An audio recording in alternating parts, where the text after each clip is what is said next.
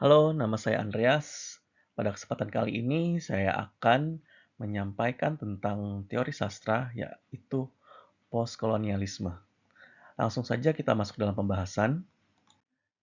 Yang pertama, tentang pengenalan teori postkolonialisme itu sendiri. Definisi postkolonialisme. Postkolonialisme adalah sebuah teori kritis yang digunakan untuk mempelajari dan menganalisis dampak jangka panjang dari kolonialisme dan imperialisme, baik dari segi budaya, politik, maupun ekonomi. Sebagai sebuah pendekatan akademik, postkolonialisme berfokus pada cara kekuatan kolonial mengendalikan, mengeksploitasi, dan mendominasi negara-negara yang mereka jajah. Pendekatan ini juga mengeksplorasi bagaimana sisa-sisa pengaruh kolonial masih berdampak pada masyarakat modern, baik dalam aspek struktur kekuasaan, identitas, maupun hubungan antar budaya. Sejak kemunculannya, teori postkolonial telah berfungsi untuk memberikan kritik terhadap narasi sejarah dan budaya yang dominan, terutama narasi yang ditulis dari perspektif kekuatan kolonial. Latar belakang sejarah, secara historis, teori postkolonial mulai berkembang pada pertengahan abad ke-20, ketika gelombang dekolonisasi terjadi di seluruh dunia. Banyak negara bekas jajahan Eropa memperoleh kemerdekaan, dan dengan itu muncul kebutuhan mendesak untuk memahami dan merespon warisan kolonialisme. Dalam konteks ini, postkolonialisme tidak hanya berupaya mendekonstruksi narasi kolonial, tetapi juga menekankan upaya masyarakat bekas koloni untuk membangun kembali dan menegaskan identitas budaya mereka yang autentik. Postkolonialisme melihat bahwa meskipun kolonialisme secara formal telah berakhir, dampaknya terus berlanjut, mempengaruhi berbagai aspek kehidupan masyarakat di negara-negara pasca kolonial. Warisan ini meliputi hierarki kekuasaan, ketidakadilan, ekonomi, serta stereotip budaya yang tertanam dalam hubungan antara bekas penjajah dan yang dijajah.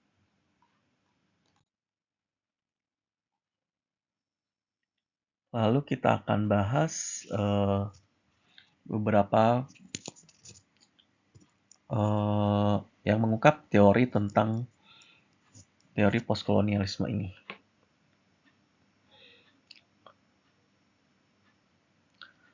Ada beberapa ahli yang mengungkapkan teori tentang postkolonialisme. Yang pertama ada Frantz Fanon, seorang psikolog dan filsuf asal Martinique. Frantz Fanon dikenal melalui karya-karyanya seperti The Wretch of the Earth and the Black Skin White Mask dalam The Wretched of the Earth. Fanon membahas bagaimana kolonialisme tidak hanya menindas secara fisik, tapi juga secara psikologis. Ia menjelaskan bahwa kolonialisme merusak identitas dan harga diri orang-orang yang dijajah, menciptakan perasaan rendah diri dan rasa teralienasi. Bagi Fanon, kekerasan adalah bagian integral dari kolonialisme, tetapi juga bisa menjadi sarana untuk membebaskan diri dari penindasan, karena perlawanan dapat memulihkan martabat dan identitas individu yang dijajah. Pandangan Fanon tentang kekerasan tidak hanya terkait dengan fisik, tetapi juga menyangkut kekerasan simbolis yang mempengaruhi jiwa individu. Lalu ada Edward Said. Edward Said adalah seorang sarjana asal Palestina, memperkenalkan konsep orientalisme dalam bukunya Orientalism. Dia menganalisis bagaimana Barat menggambarkan Timur, yaitu Asia, Afrika, dan Timur Tengah, sebagai sesuatu yang eksotis, primitif, dan lain, untuk memperkenalkan dominasi kolonial dan hegemoni budaya Barat. Said menunjukkan bahwa representasi ini tidak netral atau objektif. Sebaliknya, wacana orientalisme ini digunakan untuk memperkuat kekuasaan kolonial dengan mengkonstruksi Timur sebagai entitas yang statis dan tidak berkembang, berbeda dengan Barat yang dinilai modern dan dinamis. Selain itu, ia juga mengkritisi peran sastra, seni, dan media dalam memperkuat stereotip dan pandangan kolonial tentang Timur. Lalu ada Homika Bhabha. Homika Bhabha, seorang teoretikus budaya asal India, terkenal dengan konsep-konsep seperti hibriditas, mimikri, dan ambivalensi dalam wacana kolonial. Dalam pandangannya, interaksi antara penjajah dan yang dijajah bukanlah hubungan yang sepenuhnya didominasi oleh penjajah. Baba berpendapat bahwa dalam proses kolonisasi terjadi pertukaran budaya yang menciptakan ruang hibriditas, di mana identitas dapat dinegosiasikan ulang. Konsep mimikri menjelaskan bagaimana orang yang dijajah mungkin meniru kebudayaan penjajah, tetapi seringkali dengan distorsi atau perlawanan yang tersembunyi yang dapat melemahkan otoritas penjajah. Ambivalensi di sisi lain menunjukkan bahwa hubungan kolonialisme selalu penuh dengan ketidakpastian dan kontradiksi yang membuka peluang bagi resistensi dan perubahan. Lalu ada Gayatri Chakravorty Spivak. Gayatri seorang teoretikus feminis dan postkolonial asal India terkenal melalui esainya yang berjudul Can the Subaltern Speak? Dalam esai ini, Spivak mengeksplorasi kesulitan dalam memberi suara kepada kelompok-kelompok yang tertindas atau subaltern seperti perempuan, buruh, atau masyarakat adat.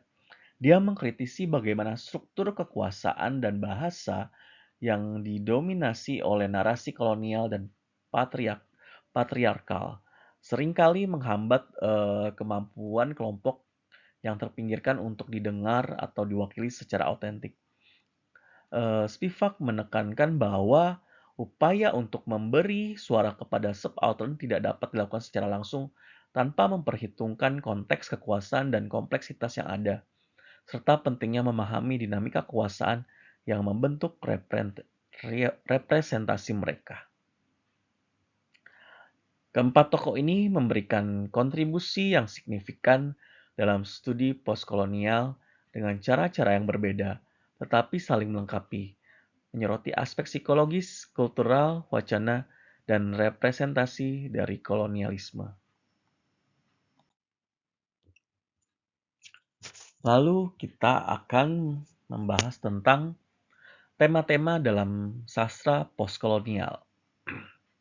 Yang pertama ada identitas dan hibriditas.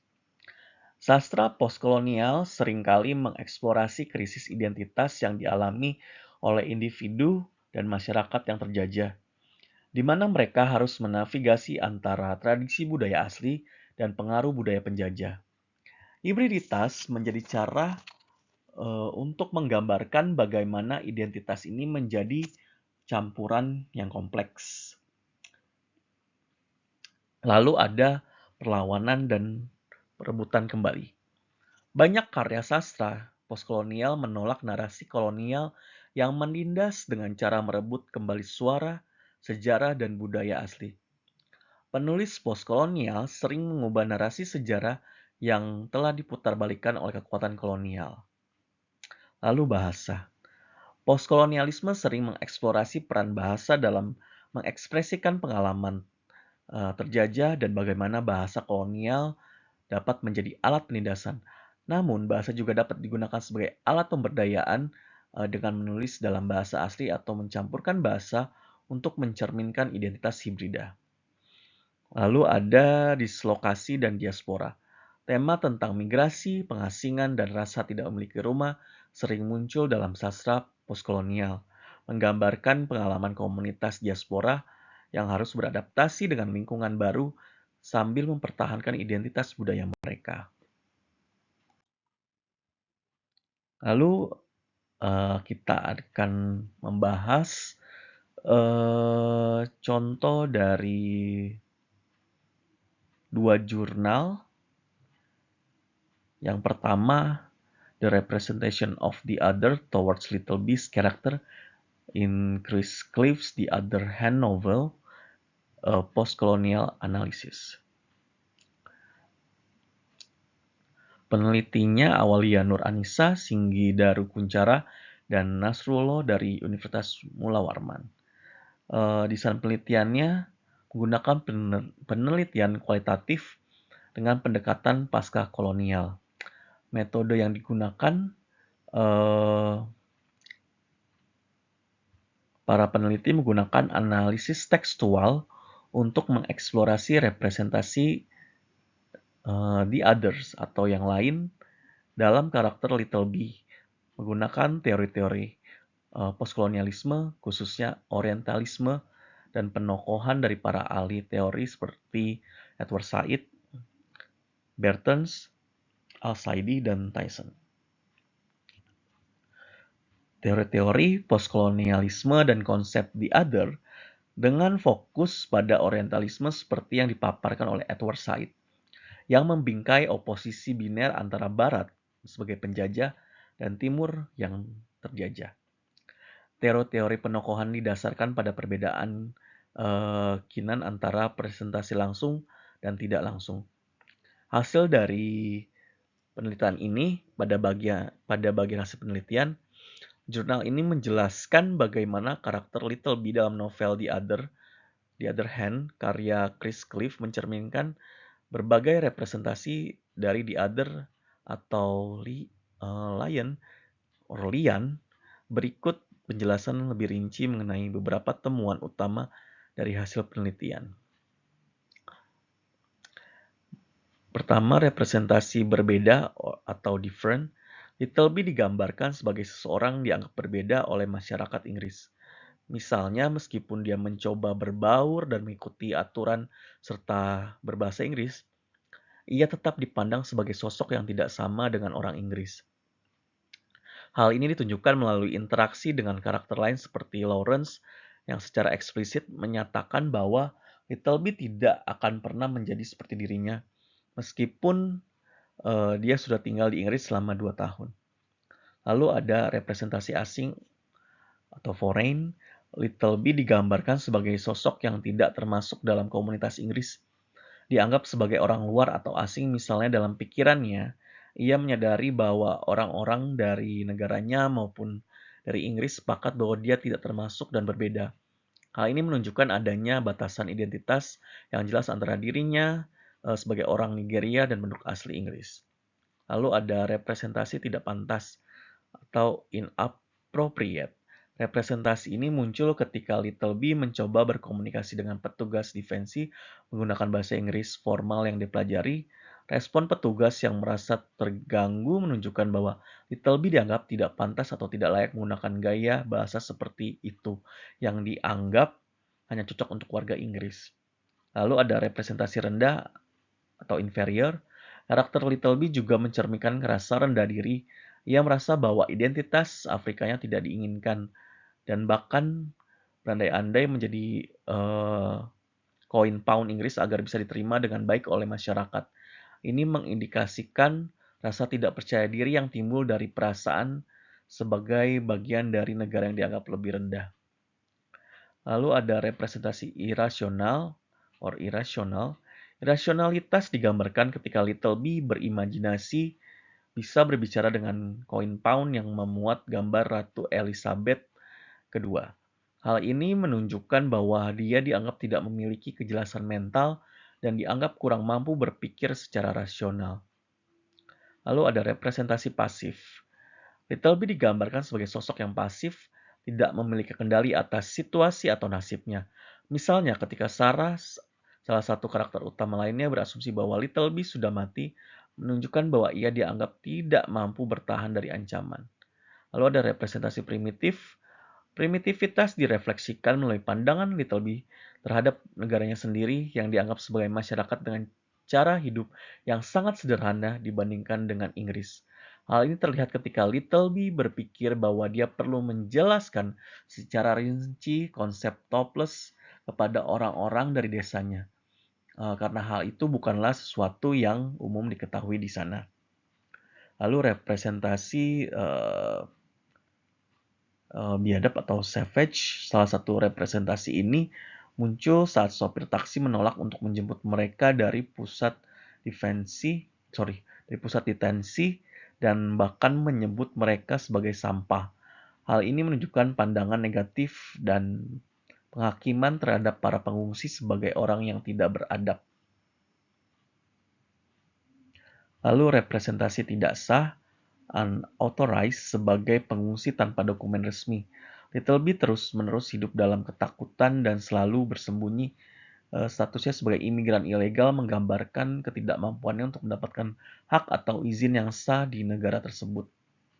Secara keseluruhan, hasil penelitian menunjukkan bahwa karakter Littleby merepresentasikan berbagai stereotip dan prasangka terhadap the other dalam konteks postkolonial, di mana dia terus-menerus diposisikan sebagai sosok inferior, asing, dan tidak diterima dalam masyarakat Inggris.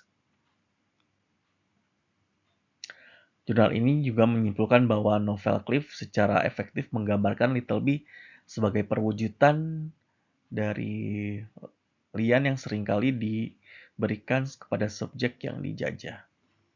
Lalu jurnal yang kedua yang berjudul The Postcolonial Immigrant Identities in Jhumpa Lahiри's novel The Namesake. Penelitinya oleh Gauken Kara dari Halik University, Faculty of Letters and Science. Desain penelitian ini merupakan sebuah analisis sastra yang mengkaji novel The Namesake karya Jhumpa Lahiri melalui lensa teori postkolonial dengan fokus pada pembentukan identitas dalam konteks pengalaman imigran. Jurnal ini menggunakan pendekatan kualitatif dengan menggunakan analisis sastra untuk mengeksplorasi tema-tema identitas, konflik budaya, dan hibriditas dalam novel tersebut. Jurnal ini mengacu pada kerangka teori pasca kolonial, khususnya dari Homi Bhabha dan Stuart Hall, untuk menganalisis bagaimana para tokoh menavigasi identitas mereka sebagai imigran. Teori penelitian ini bergantung pada teori pasca kolonial, khususnya konsep hibriditas, mimikri, dan ruang ketiga seperti yang diartikulasikan oleh Homi Bhabha. Penelitian ini juga menggabungkan ide-ide dari teori Stuart Hall tentang identitas budaya dan diaspora dan konsep Benedict Anderson tentang komunitas yang dibayangkan. Hasil penelitian pada jurnal ini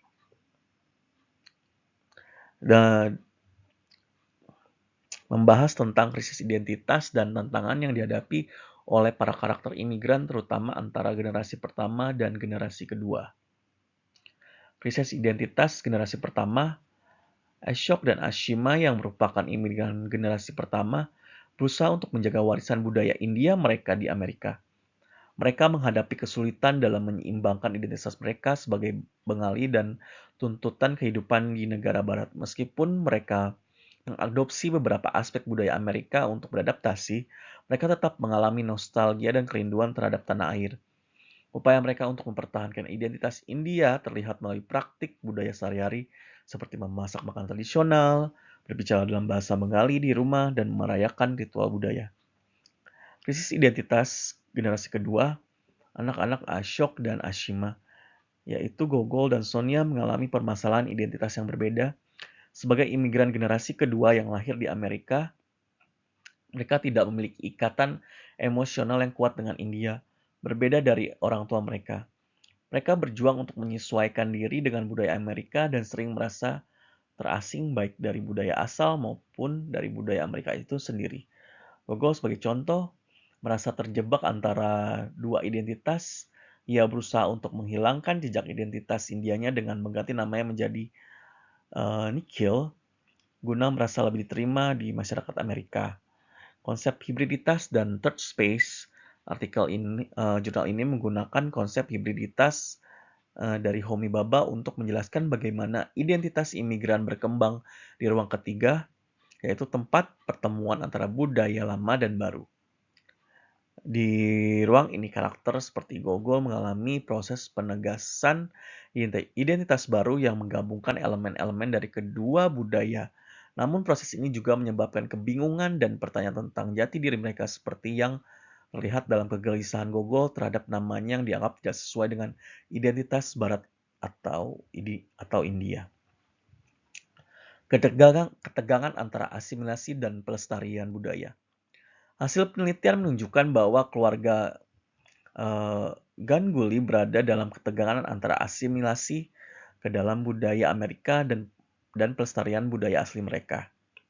Meskipun generasi pertama cenderung mempertahankan tradisi, generasi kedua lebih memilih untuk menyesuaikan diri dengan budaya. Generasi pertama cenderung mempertahankan tradisi, namun generasi kedua lebih memilih untuk menyesuaikan diri dengan budaya Barat, yang pada akhirnya menciptakan kesenjangan budaya antar generasi. Jurnal ini juga menyoroti bahwa identitas imigran bersifat fleksibel dan terus-menerus berkembang, dipengaruhi oleh interaksi sosial dan budaya di lingkungan mereka. Secara keseluruhan, hasil penelitian ini menggambarkan kompleksitas dan dinamika identitas imigran pasca kolonial dalam konteks modern, di mana adaptasi budaya seringkali disertai dengan konflik internal dan pencarian jati diri yang berkelanjutan. Kesimpulan tentang teori postkolonialisme dan dua jurnal yang telah dibahas pada diskusi kali ini.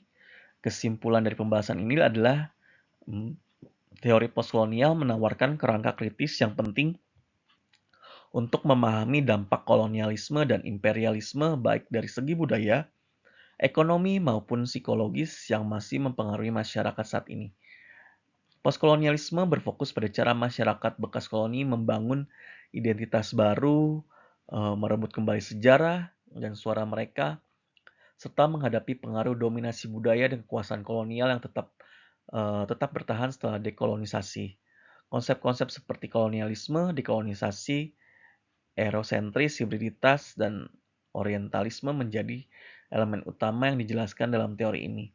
Tokoh-tokoh seperti Frantz Fanon, Edward Said, Homika Bhabha, dan Gayatri Chakravarty Spivak telah berkontribusi signifikan dalam perkembangan pemahaman tentang bagaimana praktik kolonial mempengaruhi struktur masyarakat terjajah, termasuk dalam hal representasi identitas dan bahasa. Sastra postkolonial sering mengeksplorasi tema identitas perlawanan, hibriditas, serta dampak psikologis kolonialisme melalui pengalaman tokoh-tokohnya. Dalam jurnal yang dibahas, analisis tentang karakter Little B dalam The Other Hand menggambarkan representasi the other atau yang lain dalam kerangka orientalisme. Sedangkan kajian tentang The Namesake menyoroti perjuangan identitas imigran yang harus beradaptasi dengan lingkungan baru sambil mempertahankan warisan budaya asal mereka. Secara keseluruhan, teori postkolonial membantu mengeksplorasi bagaimana masa lalu kolonial membentuk dinamika sosial dan identitas masa kini, serta menyediakan cara untuk memahami tantangan yang dihadapi dalam proses pembentukan identitas pasca kolonial. Demikian penjelasan tentang postkolonialisme. Terima kasih telah mendengarkan dan menyaksikan video ini. Sekali lagi, saya ucapkan terima kasih.